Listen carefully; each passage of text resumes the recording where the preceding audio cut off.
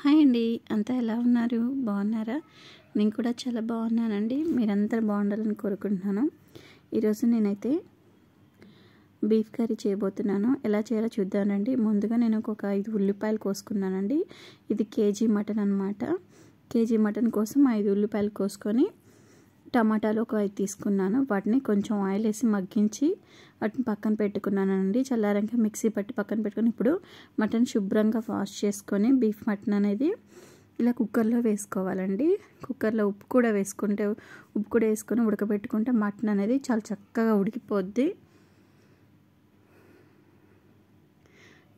మీకు ఇష్టమైతే పసుపు కూడా వేసి ఉడకబెట్టుకోవచ్చు, కానీ నేను ఉప్పు ఒకటే వేసి ఉడకబెడుతున్నాను.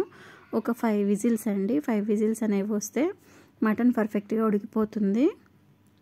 ఇప్పుడు పక్కనే స్టవ్ మీద కడాయి పెట్టుకొని ఇంకో బాండీ పెట్టుకొని దాంట్లో కొంచెం ఆయిల్ ఎక్కువనే వేసుకున్నానండి. నేను ఒక 3-4 పావులు వేసుకున్నాను అనమాట. పచ్చిమిర్చి, ఉల్లిపాయలు ఇంకొక 2 ఉల్లిపాయలు, 4 పచ్చిమిర్చి కోసి తాలింపు వేస్తున్నాను.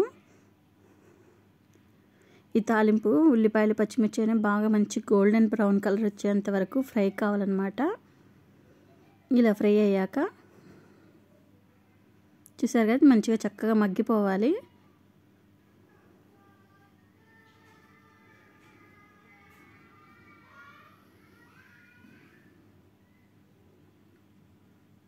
ఇప్పుడు ఇందులోనే కొంచెం అల్లం పేస్ట్ కూడా వేసుకుంటున్నానండి.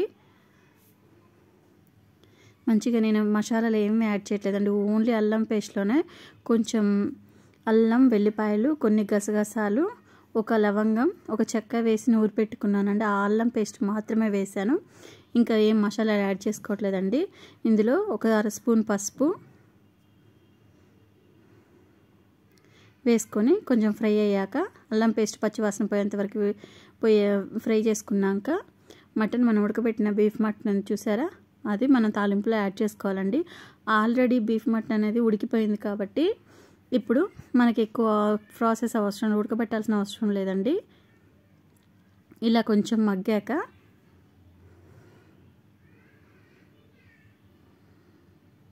ఇదైతే కంపల్సరీగా కుక్కర్లో వేసుకోవాల్సిందేనండి.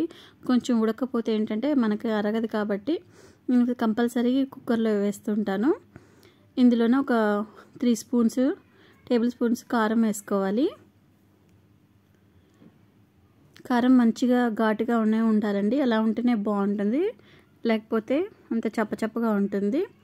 కారం ఎక్కువనే పడుతుంది అన్నమాట.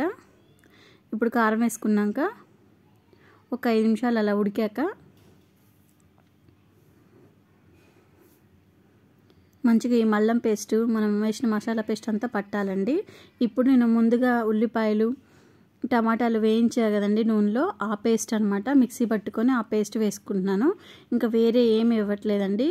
ఈ గ్రేవ్ అనేది సరిపోతుంది. ఇదే గ్రేవ్ అనమాట ఈ మటన్కి. ఇప్పుడు మిక్సీ కడిగి ఆ వాటర్ యాడ్ చేసుకుంటున్నానండి.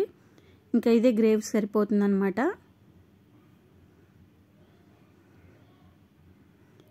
చాలా అంటే చాలా టేస్ట్గా ఉంటుందండి ఇది తింటే. టమాటా ఉల్లిపాయ పేస్ట్లో మిక్సీ పట్టాం కదండి, ఆ మిక్సీలోనే కొంచెం వాటర్ వేసుకొని సుమారుగా ఒక 1 లీటర్ గ్లాస్ దాకా వాటర్ వేసుకున్నానండి. ఆ మిక్సీ కడిగి ఆ వాటర్తోనే మన మటన్ అనేది చక్కగా ఉడికిపోతుంది. ఇంకా ఎక్సెస్ వాటర్ ఏమీ యాడ్ చేసుకోవాల్సిన అవసరం లేదు. చూసారు కదా, ఆ పేస్ట్ వేసాక ఒక 10 నిమిషాలు ఉడికించుకున్నానండి బీఫ్ కర్రీని. ఇప్పుడు ఎంతో కమ్మగా, టేస్టీగా, స్పైసీగా ఉండే బీఫ్ కర్రీ రెడీ అయిపోయిందండి. బీఫ్ మటన్ కర్రీ చూసారు కదా. ఇప్పుడు మనం కట్ చేసి పక్కన పెట్టుకున్న కొత్తిమీరని యాడ్ చేసుకున్నామంటే ఇంకా కర్రీ అనేది తినడానికి రెడీ అయిపోయినట్టండి. ఇది బగారాలో కానీ, వైట్ రైస్లో కానీ, చపాతీలో కానీ ఎంత కమ్మగా ఉంటుందంటే అంత బాగుంటుంది. మీకు కూడా నచ్చితే మీరు కూడా ట్రై చేయండి ఫ్రెండ్స్. దీని రుచే వేరండి కొత్తిమీర అనేది వేస్తే. చూసారు కదా, కర్రీ అనేది రెడీ అయిపోయింది. ఇంకా మనం స్టవ్ ఆఫ్ చేసి పక్కన పెట్టేసుకొని సర్వ్ చేసుకోవచ్చు రైస్లోకి. ప్లీజ్ నా వీడియోస్ కనుక ఫస్ట్ టైం చూస్తున్నట్టే ప్లీజ్ లైక్ చేయండి, షేర్ చేయండి, కామెంట్